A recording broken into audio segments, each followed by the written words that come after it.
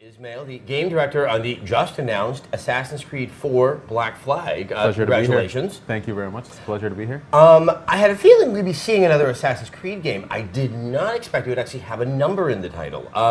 This is a new adventure, a new character. It's not Connor from Assassin's Creed 3. What was the thinking to do something so entirely new for the next game? From way back in conception of this game, we really wanted to focus on the Kenway family saga. So where AC2, with AC2 we started the Ezio trilogy, we wanted to change things up and we decided to go with the Kenway saga.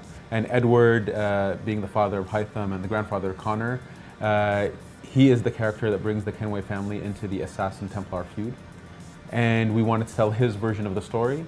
And because of the timing, it happens in the 18th century Caribbean, so this allows us to play with the pirate theme. So it really had a lot of potential, and so we did go for a brand new experience. So AC4, and the reason it's 4, it's not just that it's a new setting or a new hero, it's that the experience is really drastically different. It is a really new, refreshing, different AC than previous ACs. Before we get to the pirates part, which is the fun part, I was also curious. Let's deal with the chronology, because obviously 1776 type times was Assassin's Creed 3. This is actually taking place before the events of Assassin's Creed 3.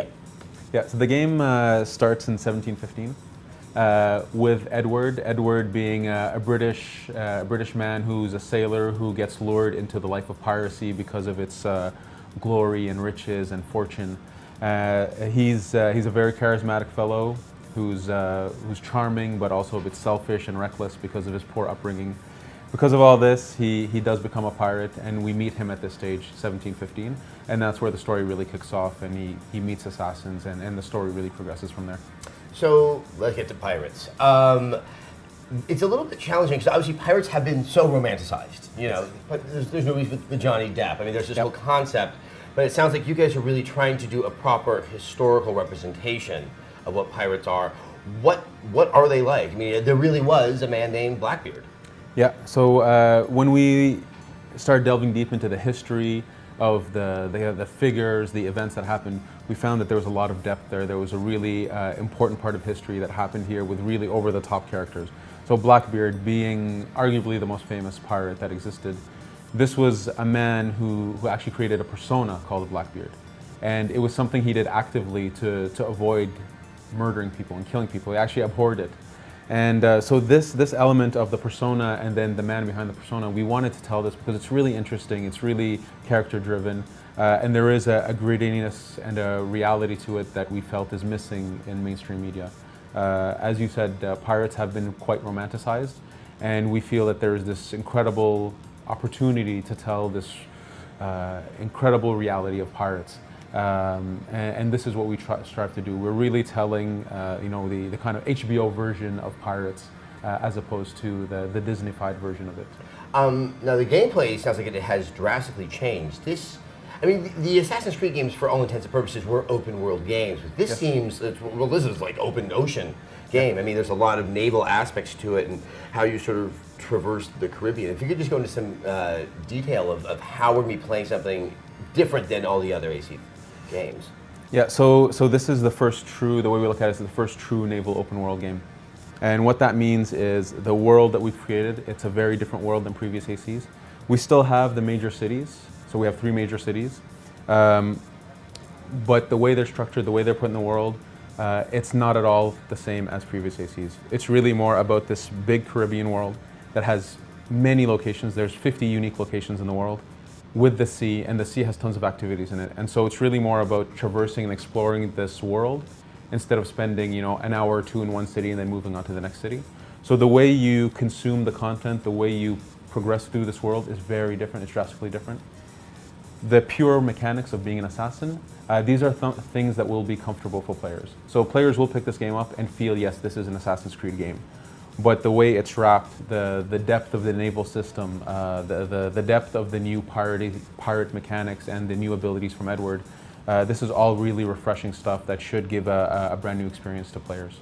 Now, sort of the core experience of Assassin's Creed from all the previous games, being on land, hunting someone down, that's still there. There's just also boats.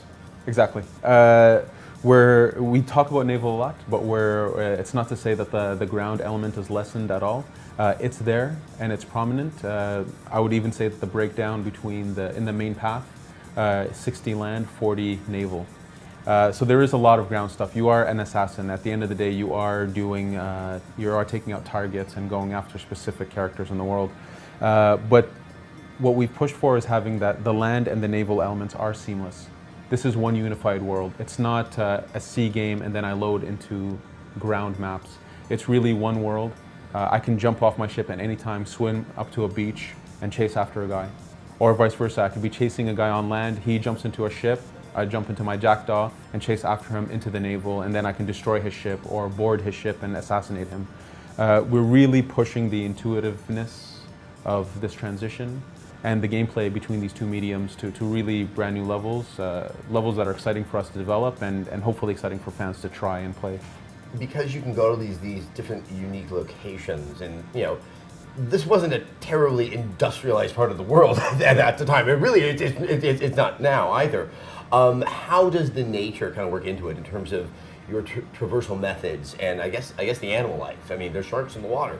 And I don't know what's on land, but it's probably mean and will try to eat me. I mean, how does that aspect kind of work into the game? So we do have many different locations in the Caribbean world.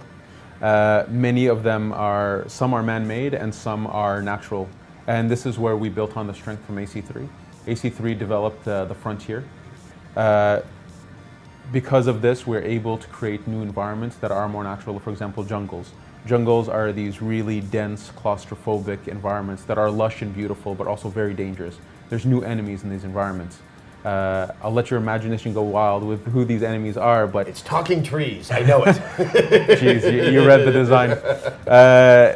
So these environments, because of AC3 and what AC3 pushed, we are able to develop really drastically different environments. We have Mayan ruins that are more man-made locations, so these provide navigation puzzles and that type of thing, but the jungles provide something very different. There is some element of tree navigating and using the environment itself, but what you do in these locations is drastically different. As I said, the jungles, there are predators, there are tough enemies, and so you have to use your navigation skill and your stealth skills to be able to survive this environment. All right, so Assassin's Creed 4, Black Flag, what are the systems that it's coming to? So we are confirmed on Xbox 360, PS3, Wii U, PC, and PS4. All right, well, it's running the whole gamut. I can't wait to see more. Thank you so much for your time. Thank you, it's a pleasure.